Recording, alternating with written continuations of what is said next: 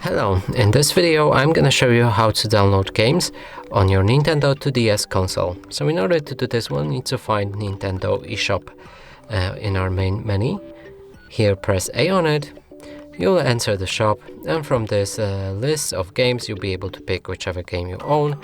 Then press A on it, and after that there'll be a button to proceed to download. So let me show you that example in demo. So here's Pokemon Sun and Moon, and here we can press proceed to download.